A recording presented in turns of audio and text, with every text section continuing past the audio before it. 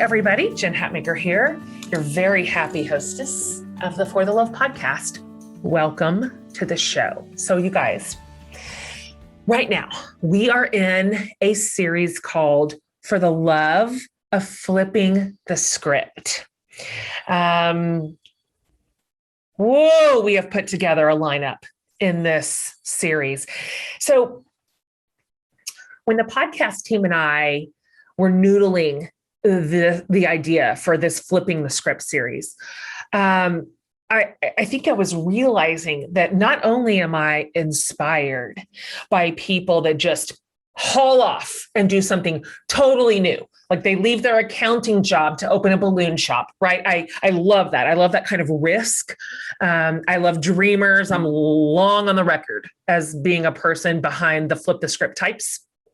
But I'm also inspired by people who flipped the script by reevaluating and even changing like a long-held way of thinking that impacts ultimately maybe their whole worldview. I'm inspired by that. I see that. I see that script flip as powerful and challenging and important. I mean, you guys have heard me talk ad nauseum about my own faith, how it has been tested, how it has evolved, how it has grown, how it has developed into what it is today. And I think for so many of us, what we grew up like believing, kind of what we were handed, the version of faith, if we were handed a version of faith, what we were taught, for most of us has morphed and changed with the present world that we live in, as it should. And by the way, that's not a bad thing. First of all, I'm sorry for all the racket outside. That is just how it's going to be today. I've got 100 things going on in my backyard today. So I'm sorry in advance for all the tools and things that you were hearing. Okay. Anyway, it's not like I can't hear that. I just have the capacity to tune it out. I want to remind you that Jesus gave us this like awesome story about wineskins. And the point of it was that faith is supposed to flex. It is. The container in which we hold our faith flexes with every generation. That's good. It's meant to. It's meant to, because the world changes and what matters changes, and injustice continues to show itself, and we have to address it in new ways. And so there's nothing wrong with that, but we've been taught that there's something wrong with that. That growth and change inside faith is suspect, and that it is not faithfulness, but faithlessness, right? So I'm just telling you, I believe that God is in the here and now, and that it is not just okay, but good for our faith to go through this process. I know for me, giving myself permission to re-examine what I understand about God, what I understand about people, what I think faith looks like actively in the world, or what I think it should look like. Who is my neighbor? And then even in the granular space, like sexual identity, of course, and how we are formed and how we are made, and what does love mean, and what does commitment mean, and what does God have to say about injustice? What would God have to say about Black Lives Matter? All of that has turned me into a person who is kinder, who is wiser, who is a better neighbor, who is more humble. I'm not more certain of my tenets. I'm more humble in understanding God and his work in the world. And it's from my vantage point, at least, created a lot of good fruit in my life and in my family and in some of yours. And so thank goodness for it. Thank goodness for the permission to flip the script when we need to, when it is appropriate and necessary, even inside our faith, inside of our churches, inside of our spiritual communities. So obviously we'll forever honestly. If you had ears to hear, this has been going on forever, but certainly in a more centralized way over the last few years, there's been a ton of conversations around social justice, of course. And that is everything. It's broad. That's from racism to inclusion to equal rights for all people, including women, including people of color, including the LGBTQ community, and everyone in between who might be marginalized in some way. So traditional Christianity, if you will, evangelical spaces struggle with these conversations. They do. They struggle with these conversations, in my view. And certain versions of Christianity do not hold a place for some of those groups to be viewed, treated, honored, and elevated equally. I mean, even in the eyes of God.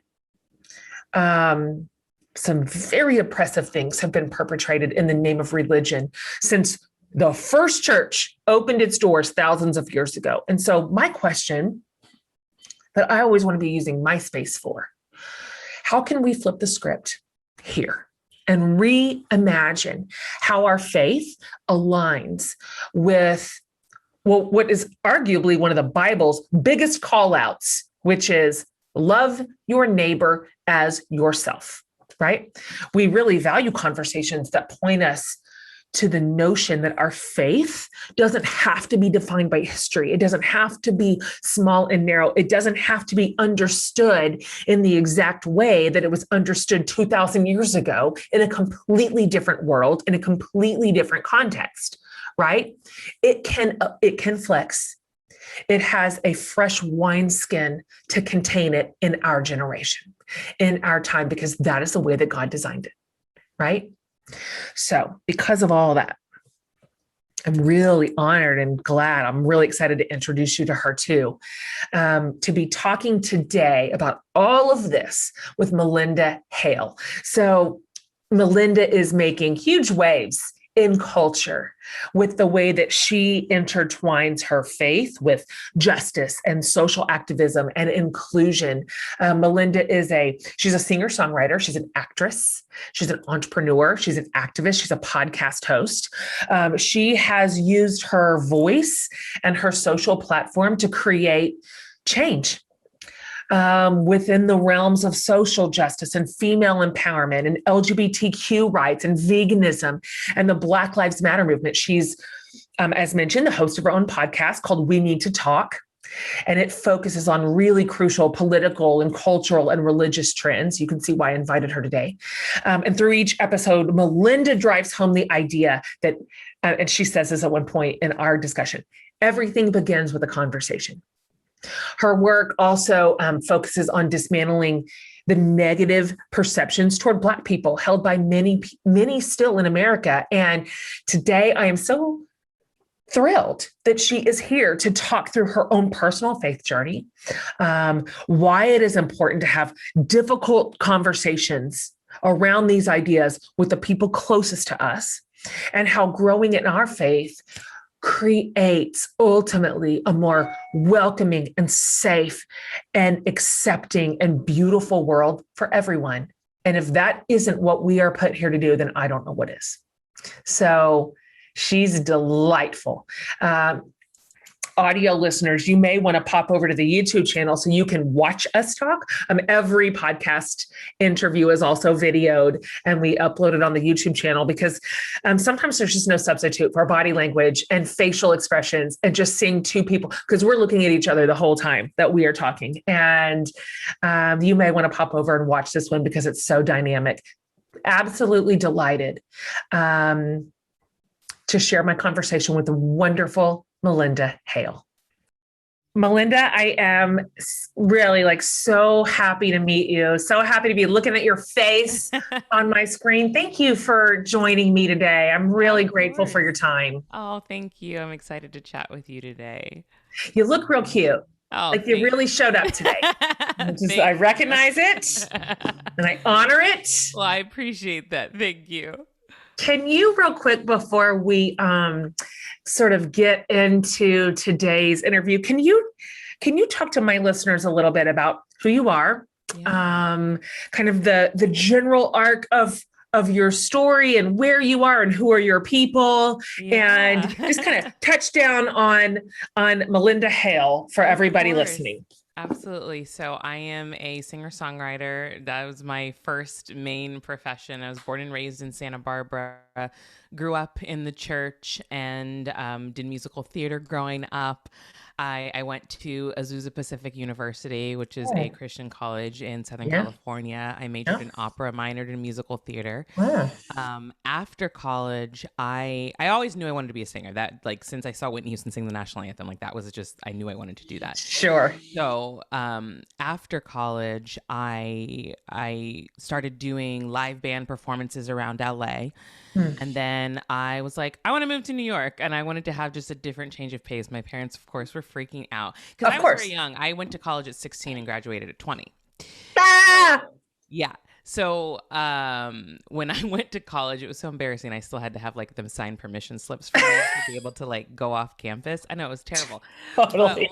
I know. So when I was 21, about to be 22, I was like, I want to move to New York. I want to change a pace. I just want to see what I can do out there. So I went out there, and I always loved musical theater. I didn't think it was going to be my main career, but that's just kind of what I enjoyed doing. Got my equity card within 3 months, and ended up doing some regional theater. Then I met my now husband. When I came back home to LA, he ended up going to University of Chicago for law school. So I ended up packing up from New York, moving to Chicago. That's a huge departure. Huge departure. You do things for love, right? But I will say that it was a testament to my faith in that moment, because I moved to a city that I knew nothing about. I had nobody there. And now Chicago is my second home. And it really, it taught me how to be a self-starter, but also to just trust, which was a hard thing for me, and also to kind of just let go of control. So after he graduated Chicago, we moved back to LA, and I've just been doing, performing, and I really got into doing a lot of social justice and activism in the last few years. It has been huge for me, and that's kind of, I still always will do music. That's my bread and butter in my heart. But I think where we are in the world, having important conversations has been something that I've been really passionate about. So that's why I started my podcast, which I'm sure we'll talk about a little bit. But that's kind of me in a scope. I'm an artist, musician by trade, but I love getting into those needed conversations. Absolutely. And you have a real scrumptious little baby. Oh yeah, I am a new mom. I have a pandemic baby. Yes. She was born last year in March, so she's 15 months now, and she's scrumptious. I eat her cheeks daily. No joke. I really you can't not. You can't not. I don't know how you're ever going to deny her a thing, but she's a doll baby. Wow. You had her at the very beginning of the pandemic. Very beginning. It was actually 2 weeks after the stay-at-home order. So we were just home with her, which honestly I do view as a blessing, because in normal circumstances, we actually wouldn't have been together as a family that much. Totally. And so being with her for the whole first year of her life, and my parents live around the corner, is actually why we bought the house that we did. I was like, I knew we were going to need help. They've been able to see her this whole time. So it's been great. I actually think it's been a good thing. It worked a whole year together into your timeline. No, of course you would have not had that at all. You'd have been late nights hustling a baby around. Of course you would have. For sure. Yeah. One's here. Awesome. Okay. So this particular series in the show is called Flipping the Script. And I really wanted to talk to people who took either an idea, a value, a subculture, a career path. I mean, that any number of things, and flipped it over, flipped it on its head, decided to reimagine it, decided to reconsider it or reevaluate it. And I'm really happy to have you here today, Melinda, because I came up obviously also through a faith space. That's my primary avenue to my work. And in the public eye, over the course of years, I have flipped the script on my own faith, which is for better or for worse to do that in such a public way, as you understand. Yeah. And so right now, my community is full of primarily women who are asking hard questions of faith. Most of us, I don't know if I can say most of us, I don't know. A lot of us grew up in some sort of a faith construct. And of course, that's varied, but we were handed something into the families we were born into. And now we're grown and we're asking some hard questions. Yeah. And reimagining some of the things that we just took at face value, or, weren't even really allowed to push hard on. And you've done this, and you are a very wise and trustworthy leader through a lot of these conversations that can be very fraught. So I wonder, before we get into some of the things I want to ask you, if you could talk about your personal your faith story. What were you handed? What did you grow up in? Where are you now? What does that look like? What has that looked like for you? And what sort of work have you had to do just to get to where you are today, knowing that neither one of us are in our final landing spot, right? When it comes to anything, but faith included. But where you are today. For sure. Yeah. So as I mentioned, I grew up in church. I grew up in the AME church, which is African Methodist Episcopal. Yeah. And to be honest, being a kid in church, you don't really know anything or really know. Of course, just that church is long. And Jesus is the answer to everything. That's what you know, right? Yeah.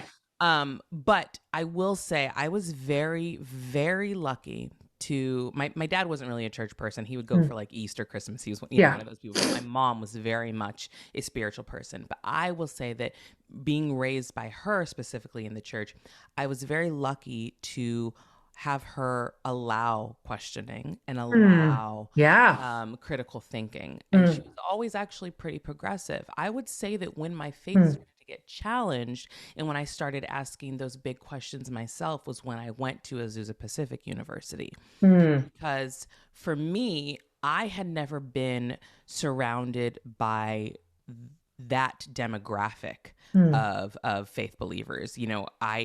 Which was, for people who don't know, which was non-denominational, but very conservative. Sure. And I largely white.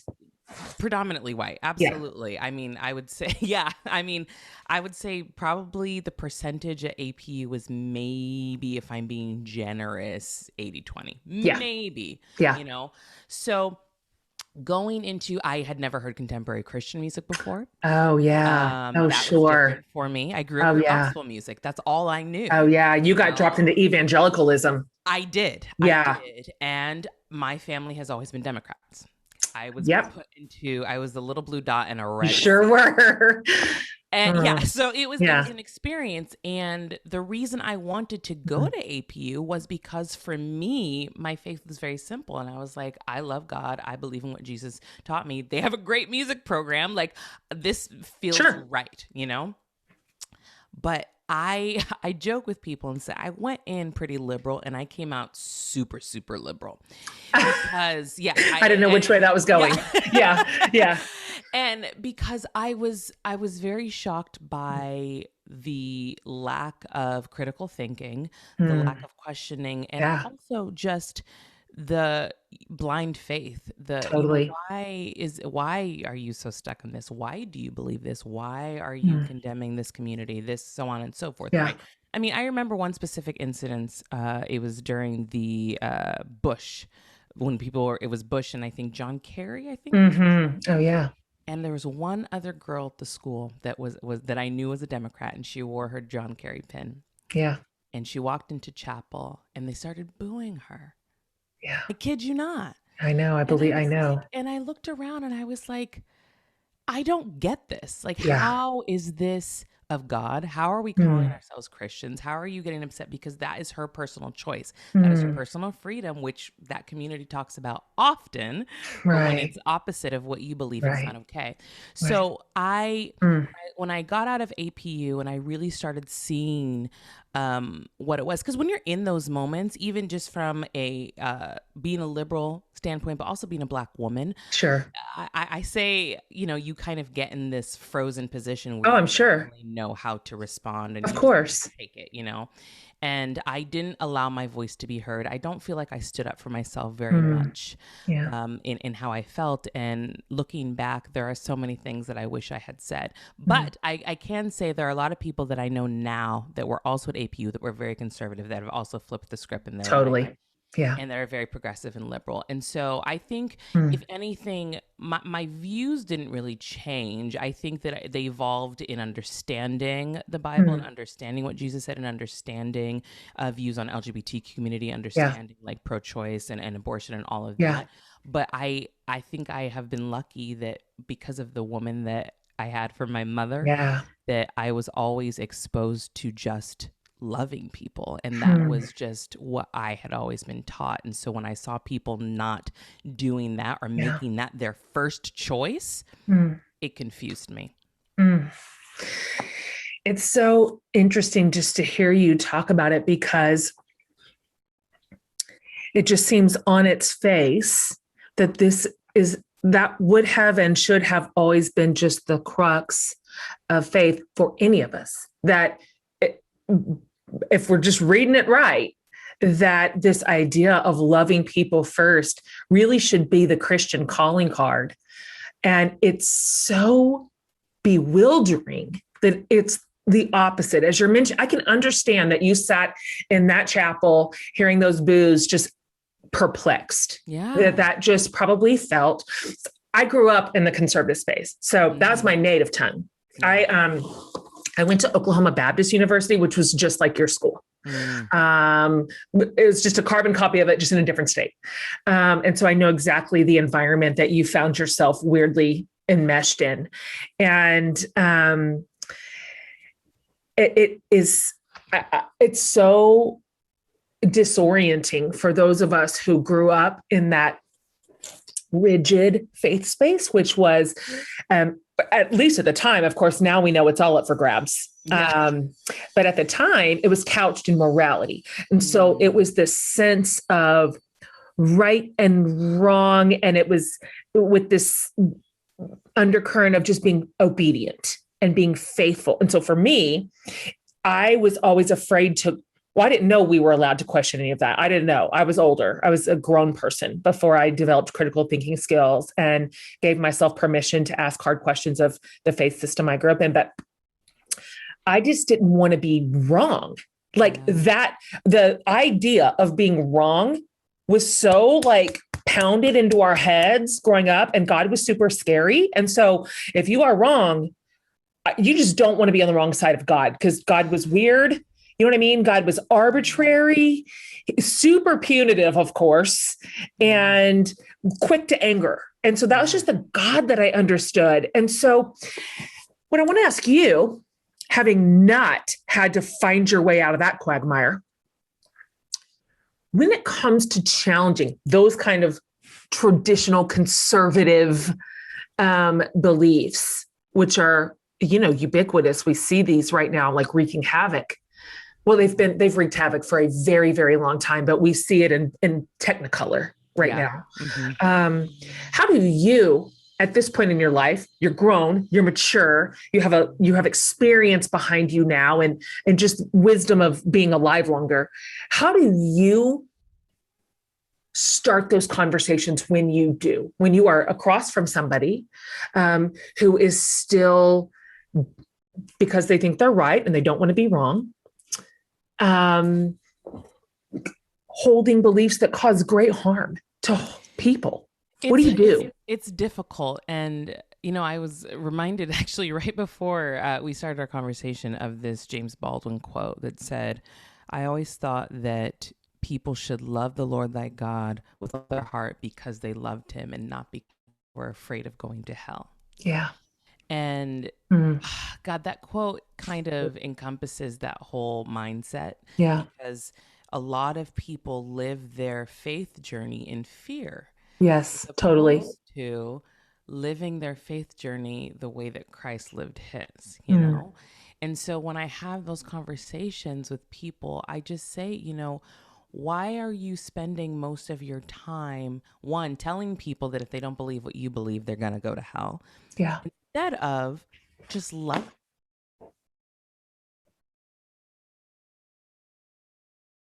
know that we're Christians by our love. That right there is what it should be. You're just supposed to love people. And it is hard. It is hard to kind of, pull back a veil with people that are so set in their ways, because it kind of is more brainwashing. I'm not going to lie. Right. It is, Right. And so to kind of deconstruct that and break that down, it takes time and it takes years. But I ask people, for example, we can look at the pandemic. I had so many conservative Christian, friends, past friends, people wouldn't wear masks. It's okay. Right. God's got me. Yeah. Right? How does that fall into loving thy neighbor and putting your personal freedoms aside for somebody else's life? Right. What about that is Christian? To not want to protect another human being, how is that Christian? And of course, the funny thing is that because of social media, everybody has two thumbs and an opinion. Sure.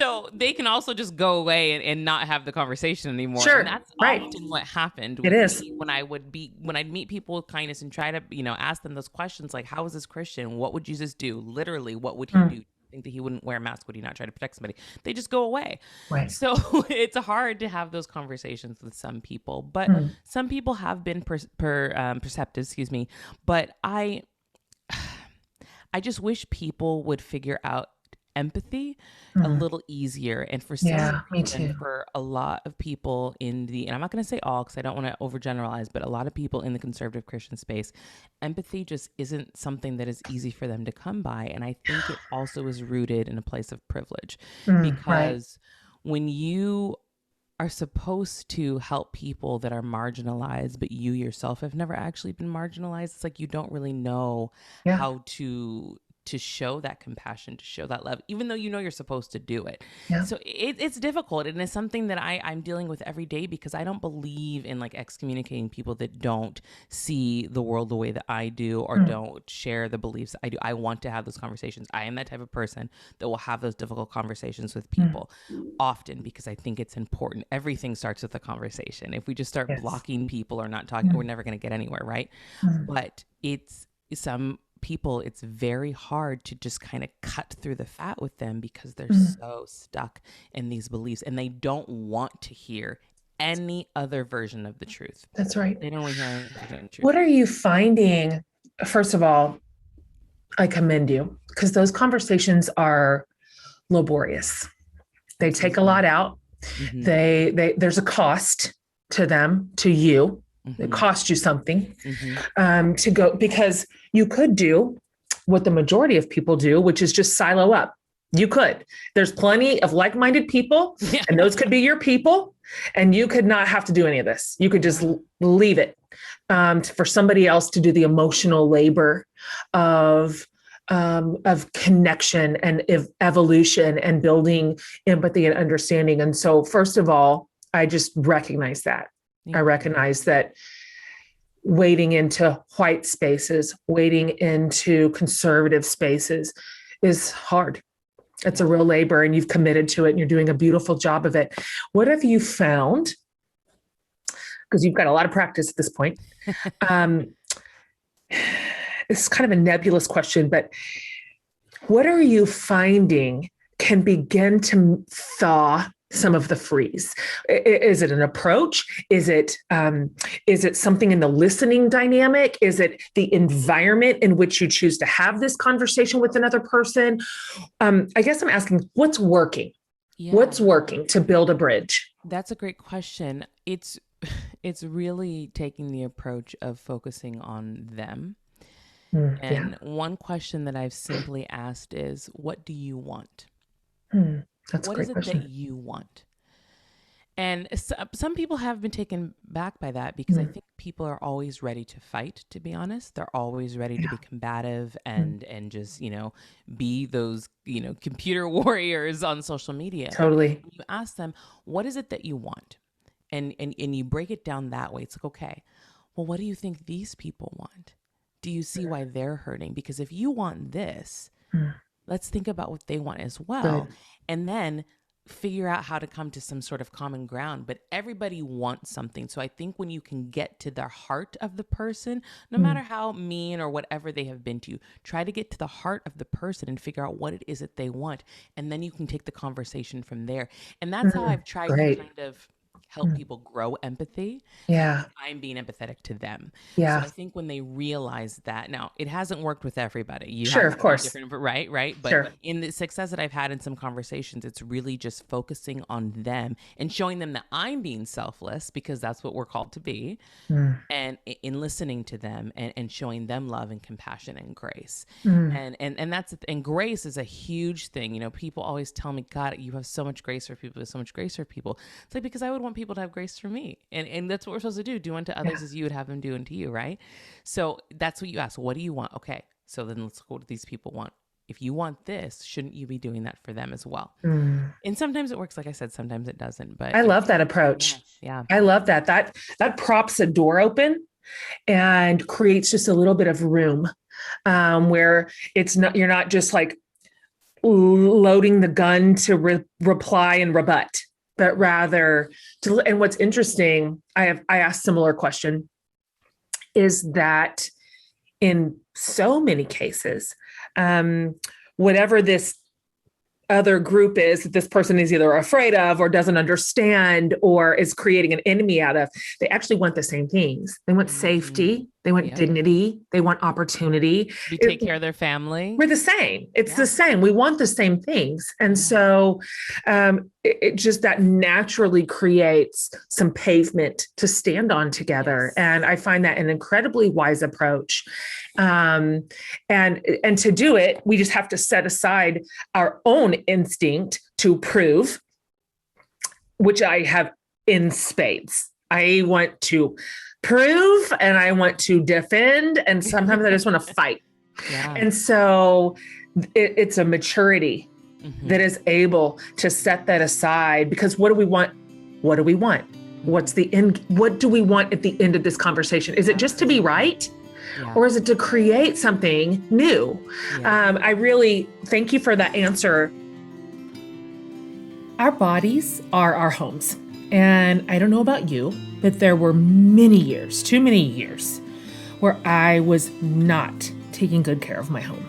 I was not speaking to her kindly or treating her with respect or admiring her for all that she has done and is still doing for me. I had to make an internal shift, lots of internal shifts, really, to slowly turn the tide of that narrative.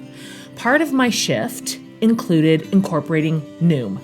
Noom makes just an easier pathway forward to caring for ourselves and building better lifestyle habits, like in food choices and daily movements that celebrate our bodies rather than punishing them.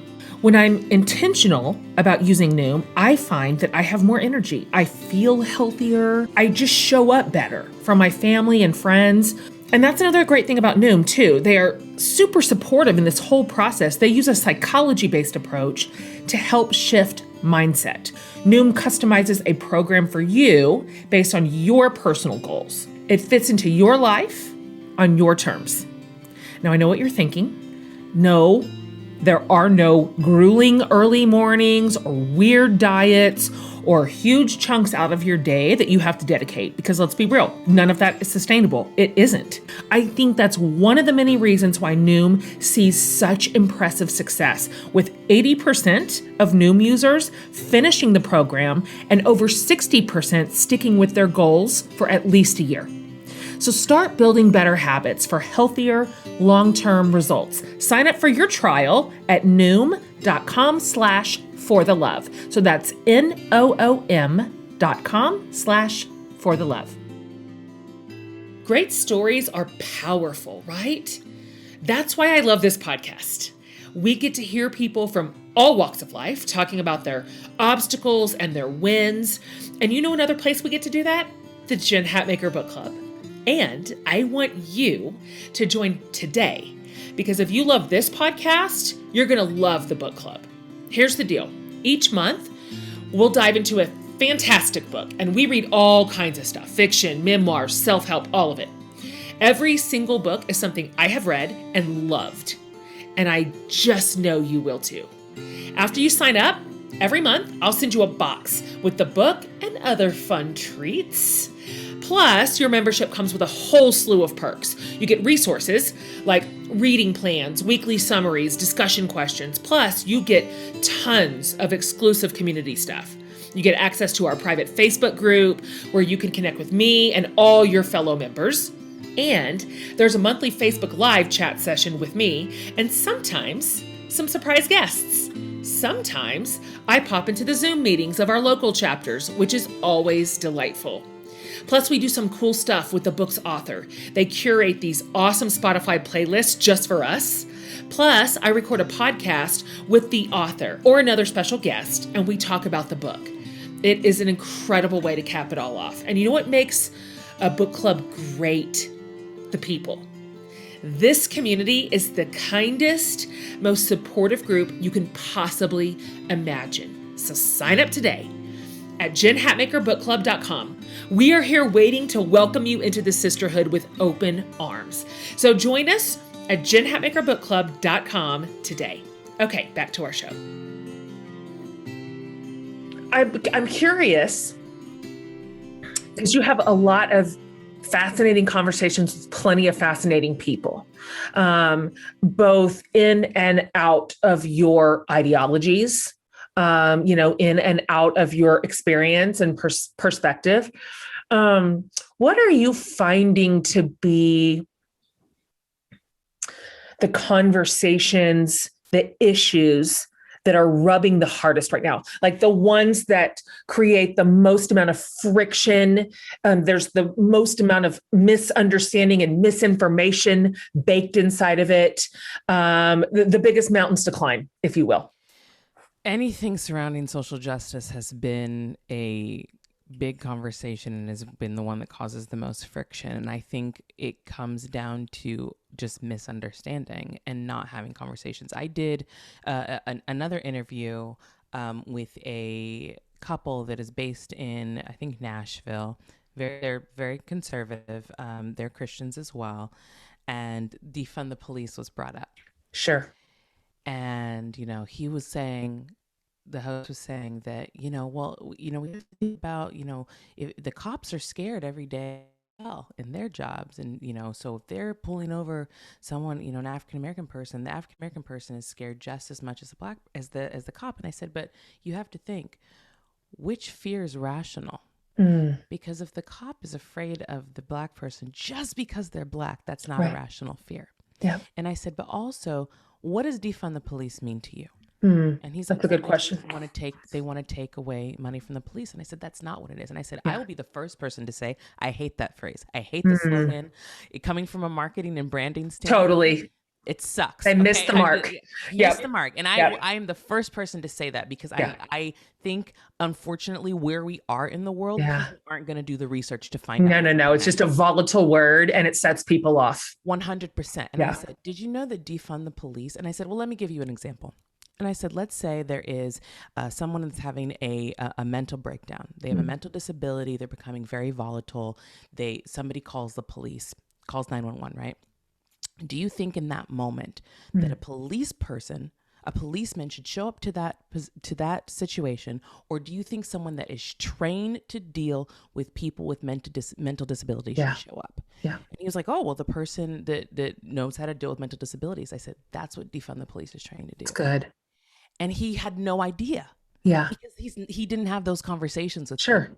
Because they hear the phrase, which is terrible marketing. Yes. And they don't want to talk. Yeah. So and as much work as it takes, like you said, it's emotional labor. It takes a lot of time. It is important for me to make sure people understand and don't get caught up in semantics, but actually do research. And I'm not at the point where I'm exhausted of talking to people. I will talk to people all day long because I want people to understand. I want there to be unity. I want there to be understanding. I understand the people that don't want to do that. I'm not saying that people need to try to, have those conversations. If you're exhausted, don't talk. I get it. It takes a lot of work and takes a lot out of you. So in that moment, it made me realize even more so, it's like, so many people just don't understand certain things about social justice, what Black Lives Matter is about, what people are fighting for. If people would just sit down and talk and actually listen, we would probably get a lot further. And also we would realize that some of us want the same things, as you mentioned. So that's been the hardest thing, is really trying to break down certain phrases and slogans and movements for people so that they actually understand what the core of those movements are. When I've talked to people about Black Lives Matter, it's like, well, all lives matter. It's like, I get that. But if Black Lives Matter don't matter, then the all lives matter don't. You know what I mean? Totally. All lives can't matter until the Black ones do. And I said, did you know the disproportionate rates of incarceration for Black people? Do you know that the reason there is more crime in Black communities is because of poverty? Do you know the timeline of why so many Black people are in poverty? So when you have to break down the timeline, you literally go back all the way to slavery, because they say, oh, slavery happened so long ago. It's like, but you guys don't understand that there's residual effects of slavery. Absolutely. Community, you know? So I'm willing to do that education. I'm willing to have those conversations, but it's because people don't want to do the research themselves. Of course. Down for them. Some people get it. Some people don't. Some people, like I said, even with, Christianity and their faith, they're just stuck in their ways. But when you really, really sit down and explain it to them, I've had a lot of, I didn't know that. And it's just the lack of knowledge and understanding and education. It is. And all that is out there for the taking. It's not as if if you want to know, if you want to learn, there's an endless supply of teachers and thinkers and leaders and resources. It's just a matter of want to. I remember when I first read The New Jim Crow, which Michelle Alexander's work, which was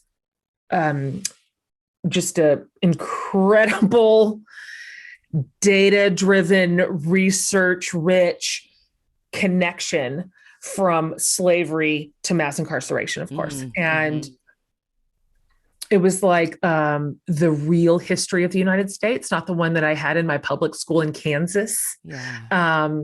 And I think that was one of the earlier moments where I just realized that we're dealing so often right now in hyperbole, misinformation, catchphrases that lack meaning, or that people don't know how to bring meaning to it. Or this community says that Black Lives Matter is essentially the same thing as Antifa, which they also don't understand. You know what I mean? None of those words really mean anything, but it has a feeling to it that gets just bandied around, right? And so then it's this barrier between truth and a genuine conversation with words that mean something.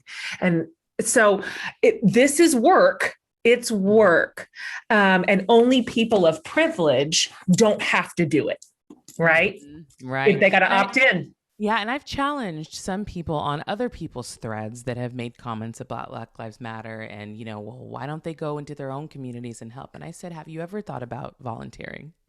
Have you ever thought about going into the inner cities and helping and bringing arts programs to the kids so that they don't think that their only options are going into crime? I get crickets, obviously. Of course you do. Things like that. I pray and hope that I give them something to think about, because I got to tell you, going to Kenya on a missions trip is not productive. No, it's not. Yeah. You need to go to your neighbor, love your neighbor, your That's good. Rural neighbor, and help them. Yeah. If you truly believe in equality, which you say you do, if you truly believe that you want to help people, if you truly believe that all lives do matter, go help the lives that need it. And everybody's like, anyway, gotta go. Yeah. I mean, it's been great. Really what they do. Yeah. if that, or I just get ghosted usually. Totally. Absolutely. Yeah. Right. Of course. It's way less taxing to just fight on the internet, right? With just our thumbs and our opinions, as you said. Yeah. What are you finding out there in your community under the umbrella of your leadership currently? Because this in our time it's evolving super, super, super, super fast. What are you finding around the LGBTQ community and a sense of also, that's my neighbor. That is my neighbor. I love that person made in the image of God. You know, our faith gives us everything we need here. Mm-hmm. Ironically, it's used as a weapon, as a bludgeon. Always. But our faith actually gives us every solid piece of ground to stand on when it comes to loving our neighbor well. So I'm curious what you see, what you hear, what you've been observing around that community and that conversation. Yeah, you know, I've been very lucky to be a part of progressive church communities. Yes. They're very affirming, very accepting and welcoming. And, you know, the church that I lead worship at in LA called Harmony Toluca Lake puts an emphasis on making sure that community feels welcome and safe. But I would say, especially in my time in college, it was very much, you know, the whole love the sinner, not hate the sin. Yeah, of course, rhetoric, which we hear often, which it's devastating. I hate it. I hate that phrase. It's like, devastating. No, that's not. But a lot of the questions that I asked regarding that is like, well, if you say that God makes no mistakes, then why wouldn't you think that this would be who this person is? Yeah. You know? And another, I don't know if you've seen this, but there's a viral video that has gone around that says that this guy goes around asking people, oh, you know, are you gay or straight? And they're like, I'm straight. It's like, oh, when did you choose to be straight? Yeah. And they stop in their tracks and they're like, I never thought of it that way. Yeah. And I love that because it truly shows that we just are who we are and we're born the way that we are. And because if you also think about it, and even in my conversations with my friends in the LGBTQ community, it's like, why would I choose to be a part of a group that is continuously marginalized, has rights taken away, and is constantly being told I'm going to hell? Why would I choose that? You know? That's what my friends always say. And it makes so much sense. Like, why would you actively choose to be in that group? Like, it's not fun. Yeah. It's not fun to have to defend your identity 24/7 to try to get people to just accept you for who you are because of who you love, you know? And it breaks my heart. And, you know, even seeing things during Pride Month and how people respond, you know, oh, why do they get a whole month? Why don't we have this? Why is there no straight Pride Month? It's like the amount of ignorance and just hate when you could just let people be who they are and love them. It's so much simpler to just allow people to live their own lives. Totally. To me, it takes so much effort to seek people out, and tell them what they're doing is wrong, and tell them that their life they're leading is terrible. Like, that's so much effort. You could actually be productive elsewhere. You could put your effort into helping people, into loving people. It's crazy what people choose to do with their time. But, it's a really great point. It's crazy to me. You know, it's like, get a hobby. This apparently is your hobby, but get a different one. So it breaks my heart because I always, from my faith journey and my stance, I always want my LGBTQ brothers and sisters to know that they are loved, they are beautiful, and that they should be happy with who they are and they shouldn't have to defend it. Totally. You know? And also, just being a Black woman, being in another marginalized group, my empathy is natural. Of course it is. Yeah. So I get it. I get the struggle. It's clearly a different one, but I get it. So it's hard to say just like what I've heard because there's so much that I've heard, but at the end of the day, I just wish people would allow people to just live their lives. Me too. You are probably blessedly shielded from this because of your personal faith community and kind of what you've grown up in, where you are now. But the Southern Baptist Convention right now is about to convene for their annual whatever. And the amount of energy, I'm going back to your earlier point, like, what could you be doing with this time? The amount of energy that they are expending, criticizing and debunking critical race theory and the lived experience of sexual abuse victims and what justice should look like inside the church structure when the church is the scene of the crime it's literally unbelievable how much energy is going into protecting power, protecting position, protecting abusers, protecting white supremacy. Yeah. And I was reading on it yesterday because that was my come up. I came up through the Southern Baptist world and just thought, what could everybody be doing with all this time and energy? Like, you could actually be good news to the world, like Jesus was fond of saying, like that could be a different outcome here. And it's sad, and it feels, for me, I go through seasons of despair. Where do you fall on the optimism, pessimism spectrum? Because obviously we are coming out of a political season where evangelicals got it wrong. Yeah. They got it real wrong, and they're still getting it wrong. They're a reliable partner in racism, in misogyny, in white supremacy, a reliable partner. Yeah. And it is, I lose sleep. Yeah, no, it's funny you asked that, because I'm releasing a song in the next month called God and His Gun. And it's everything that needs to be said. Yeah, I get it. And just with the title, I get it. The title, right? Yep. It blows my mind the amount of excuses that are made for clear behavior that is unchristlike. It's shocking. I don't get it. Like, I don't either. I joke about the whole "what would Jesus do" bracelets, but literally, what do you think Jesus would actually do here? Right now in 2021. When it comes to evangelicals and politics, I think the hardest thing for me is that, and you've been talking about, basically kind of sweeping under the rug sexual abuse and all of that. Yeah. It's the invalidation of personal experiences that gets me, rather than finding ways to comfort and heal. There's no attempts at trying to heal. There's always attempts to protect, but wrong people. That's right. And that is what drives me crazy when it comes to the intersection of religion and politics. Yeah. Is that you're focusing on the wrong things. You're protecting the wrong people. You're uplifting clear people that are opposite of everything that Christ stood for. So I don't know. And I always ask the question, I do not understand how Christianity and being a Republican, how they became one and the same. I'm looking at timelines, and you can see a little bit of it, but I'm just like, how did these two become synonymous? Yeah.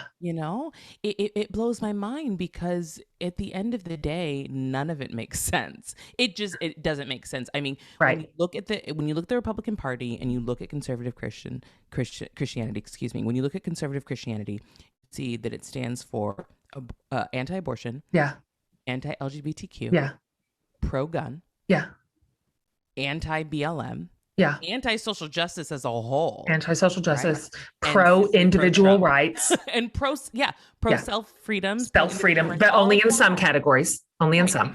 Yeah, it's confusing. It's so confusing. Yeah. And I don't know how we got to this point. And when you ask me about my optimism, I don't know. Yeah. I don't either. I have a very good pastor friend. His name's John Pavlovitz. I don't know if you know. I do. Yeah. Very good friend of mine. And we say often, like, gosh, we need another name. Not to say Christian, like, we need another name, because unfortunately, saying you are a Christian, it is tainted with so much negativity nowadays. Totally. I just introduced myself to somebody last week, and I don't remember why the question came to me, something about faith. And I said, yes, I'm a Christian, but not the weird kind. Like, I don't know what else to do. We need a new name. So call me if you come up with it and give it to me. And it's funny, as a Black woman, I feel like there's already so much of my identity and my existence that I have to defend. Yeah, right. Now I have to throw in my faith into the mix, and it's exhausting. Yeah, it is. It's exhausting. It is. because I'm also defending why I choose to believe something that essentially has been rooted in white supremacy. But I'm like, no, this is what I believe. Yeah. This was changed to be rooted in white supremacy. That actually isn't the origin of what it is. If you look at what Jesus said and how Jesus looked, I mean, he was a person of color in the Middle East. You know what I mean? He was a Jewish man, a dark-skinned Jewish man, you know? So, that's another conversation. But, totally. In terms of optimism, I don't know. I wish I had a better answer for you on that, because it's gotten to a point that I didn't think it would get to. Me too. Yeah, me too. I have found that I can toggle my sense of hope. If I can find the discipline to concentrate my energy. So if here's the group of people for whom I believe I feel like they're using their faith for the wrong people, to defend the wrong people, to protect the wrong places of power. There's a division between this whole group, and there's this top half that I find willing to talk, willing to listen. There's some space there to connect. There's possibility with that group of people to kind of go back and forth and really hear one another out. And there's growth possible. And then this bottom half, when I find myself spending the majority of my energy there, my hope just drops, which this is very immovable, very inflexible. Yeah. I would say unreasonable. And kind of rooted in fear/oppression. And so when I can divide the group into the top and the bottom half, and I guess move with the movers a little, move with the movers, where I find still some humility and some gentleness and Christ-likeness and really just a sense of wanting to obey God, which if that's sincere, there's room there. Yeah. Right. If what we want to do is obey and please God, then there is room for all kinds of love and joy and hope. And, but when I do the bottom 50, that's when I just go off the rails. Yeah. I just go off the rails. Yeah. So I'm with you on that. And it's interesting you bring up fear and oppression, because ironically, with the expression of them feeling marginalized and feeling as if they're being oppressed, they're not understanding how the rest of the country feels and has felt for so long. So you would think that empathy would come into play, like, oh, this is how this community has always felt. I get it now. But it doesn't happen that often, and I wish it would. I wish that light bulb would just click, you know? I know. That is a very effective tool to make people believe that they are at the bottom of the food chain. Yeah. And that level of like fear and loss of privilege is super powerful. I mean, we've seen it. It can mobilize an entire identified people group. And so I have to be really cognizant of that in my own life too, knowing that all ideologies have ways to keep their members committed, including my own. Yes. Including my own. And Absolutely. So I do try to hang on to a sense of humility, to always examine what I think and why. And if I am consistently hearing from trusted voices, and for me, trusted voices are those that are primarily on the margins, a different perspective, they win. I default. Beloveds, I talk about my therapist, Carissa, a lot. But what you may not realize is that I meet with her online because we are nowhere close in zip codes. It's just how it is. And I have to say this, online counseling just works so well for me. It always has. I love it because I can do it from literally anywhere. I just open my laptop or hop on the phone and boom. It's one of the many reasons I'm such a proponent of BetterHelp, because it's all virtual and so accessible. Undoubtedly, I am at my own best when I stay committed to my regular therapy sessions, because even the good or bright or delightfully carefree times need attention too, not just the darker hibernation times. BetterHelp is professional therapy that is fully virtual and online. Their licensed counselors have a broad range of expertise categories, specializing in everything from depression and stress and anxiety to relationships, trauma, anger, family conflict, LGBTQ issues, grief, self-esteem, more, you name it. You can start communicating with a therapist in under 24 hours and you'll get timely and thoughtful responses. Plus, you can schedule weekly videos or phone sessions. BetterHelp is also committed to facilitating great therapeutic matches. That's why they also make it easy and free to change counselors if needed. I cannot encourage you more in this for whatever good, bad, hard, or ugly thing you are walking through. As a listener, you'll get 10% off your first month by visiting our sponsor at betterhelp.com/forthelove. Join more than 1 million people who have taken charge of their mental health. Again, that's BetterHelp, HELP.com/forthelove. I want to ask you this before we start wrapping this up, because your work with your awesome podcast, you are, you and I both know this as podcast hosts, we get to meet incredible people. Yeah. That is a definite plus to our work, is getting to sit across from other fascinating folks living their lives in the world in ways that are meaningful.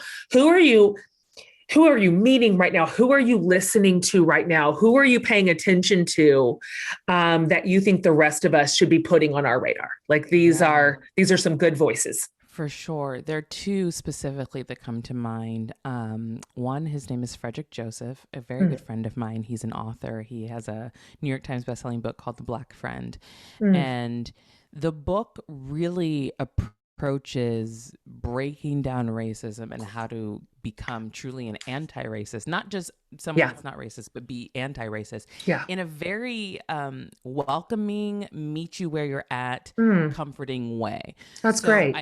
I know a lot of people feel like those conversations are uncomfortable, and they are, and they can be. Sure. And so I would suggest starting at this point, if you want to learn and you want to figure out, well, I know I'm not racist, but like, I don't know how I can help or what I can do. I feel like this book is such a good starting point for so many people, because it's funny also. Like, he writes it in such a like lighthearted way that it makes you feel comfortable if you're naturally uncomfortable with those. What'd you say his name was? Frederick Joseph. Great. And his book is called The Black Friend. Great. We'll link to that. Yes, it's wonderful. And then someone who's doing really great work in terms of diversity, inclusion, and social justice within the workplace. She does like workshops and stuff for companies that are trying to figure out how to have those conversations to do diversity, inclusion. Her name is Jamira Burley. And just the work that she does, what she posts on her social accounts, she's constantly educating people, because she's like, where she's not exhausted from having those conversations, and she's willing to do the work. So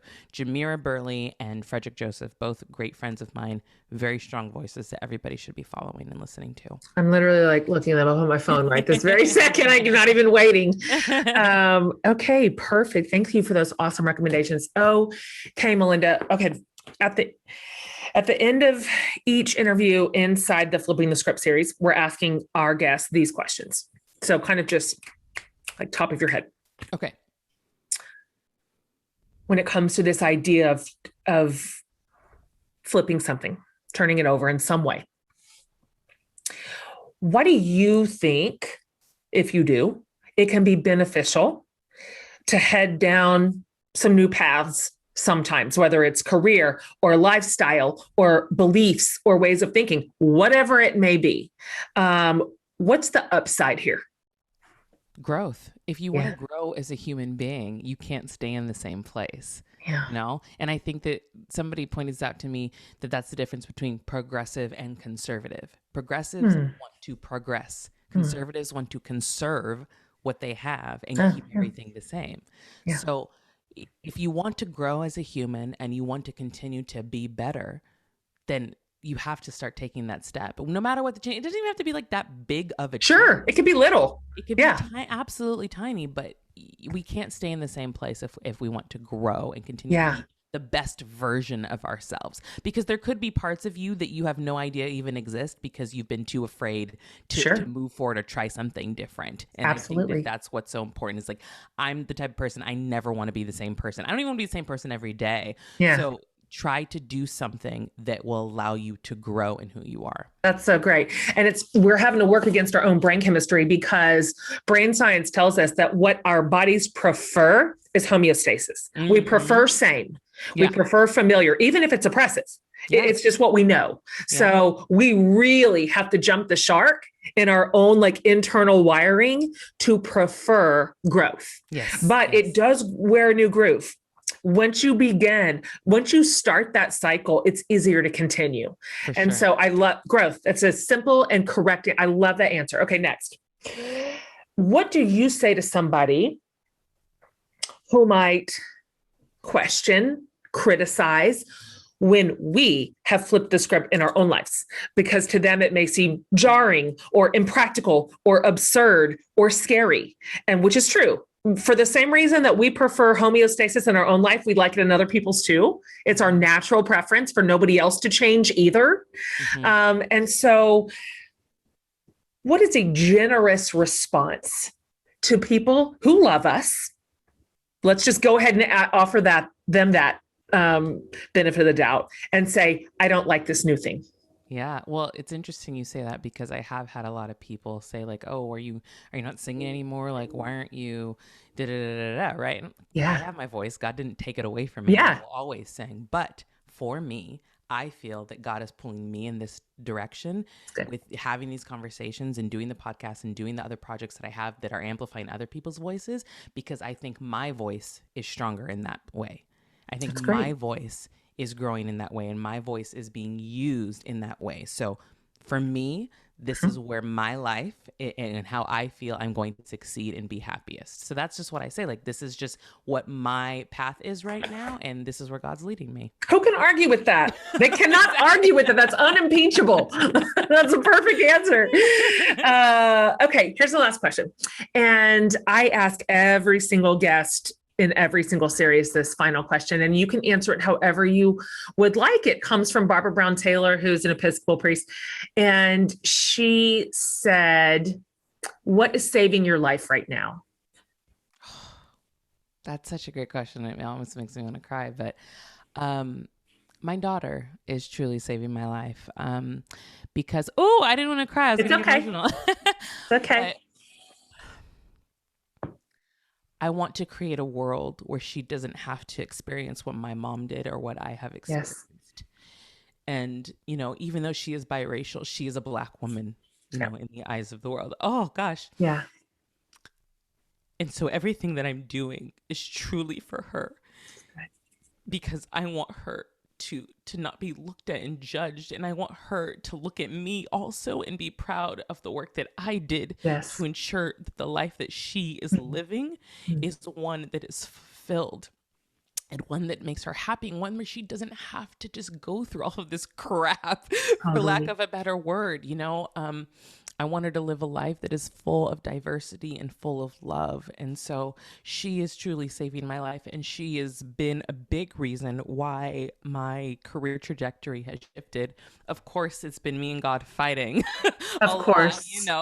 But he put her into bed. It's so interesting, because when I decided to take a break from singing, it was something within me that just was like, I just want to find out what my voice is outside of music. A week later, I found out I was pregnant. A week later, I kid you I have not. goosebumps. I was like, okay, God. Okay. Yeah. And I did this whole post on social media too. I was like, hey guys, I'm taking a break. Wow. And I even said at the end of the post, I said, and I'm not pregnant, so don't ask. And that's how, it's so funny. I remember when this post was, I did a huge concert, and I was like, this is, my last concert for a while. A week later, I was pregnant. And I was like, okay. And then I started growing with this podcast and creating more projects and everything. I was okay. I see what's happening. Like, my voice is powerful in other ways of singing. I love that. Yeah. Yeah. Like, I big love that. Thank you. I find women right now the most powerful people on earth. Yes. Maybe not by position, but by integrity, for sure. And I find us to be the change agents, the leaders, the most trustworthy thinkers, the best neighbors by Jesus's definition, loving our neighbor well and with intensity and integrity and courage. And the fact that you were spiritually sensitive enough to sense God preparing you for a new moment in your life, a new chapter, is special. And I'm so happy that you listened. Yes. That must have felt a little bit scary. Oh, for sure. I'm sure it did. That's your stuff. That's what you do. And that's what you're known for. And so to be able to know in advance that even before you knew what was prepared for you, it was yours to step into. Really proud of you. That's incredible. I cannot wait to see what you do next, where your work leads you and who it leads you to and who comes to you. It's going to be really exciting to watch. I am listening. I, for one, am listening. And now, of course, my community is listening. And so thank you for being who you are in the world. Thank you for being willing to grow and shift and lead and educate and engage at a really high level, really the stuff that matters most. Thank you for making a really cute baby. Like cute babies are something we need right now. We need them in our Instagram feed, and you are delivering. You are delivering. Okay, before we sign off, can you just tell my community where they can find you and your work? Absolutely. So you can go to melindahale.com and also on Instagram, Facebook, and Twitter, just Malynda Hale. There's only one me, so it's very easy to find. Everybody, her name Melinda is with a Y. That's how you know. How you know you have found the right Melinda. Okay. I'm so happy to have met you. I would love to meet you in person now that the world is going back. Yes, absolutely. And so thank you for your time today. And I'm just cheering you on in every possible way. Oh, thank you. I appreciate you. Okay. She's a dynamic leader and lovely and warm and smart and my favorite kind of a person. I'm really excited to watch her continue to lead and grow, to watch her star rise, because these are the kind of leaders we need. And so guys, go over to all her socials and follow her, get a load of her work. If you go to jenhatmaker.com under the podcast tab, everything about this episode will be there. The show notes, links to Melinda's socials and her book and her work. So that can be just where you find all things Malynda Hale. We'll have that in one place for you. And be sure to share this episode. I appreciate you so much when you share the episodes that you love with your family and your friends and your church communities and your social media communities. That means the world to us as your podcast folks. All we ever want to do is bring you the best conversations that matter, that mean something, that are entertaining, that are important, guests that we want you to know and to follow and to learn from. And so thank you for subscribing and rating and reviewing the show. Thank you to the 30 million plus downloads over, all these episodes. It's an incredible community. And I feel so honored and humble to get to serve you like this. So on behalf of Laura and her crew and Amanda and I, thank you for coming here week in and week out. You guys, Flipping the Script is going to be an incredible series. Don't miss it. We have wrangled some of the best folks, people who are turning things on their heads. They are striking out in a new way. They are reimagining careers and ideas and spaces. And it's exciting. This is a really exciting, energized series. So see you next week. Don't miss it. Have a great one, guys.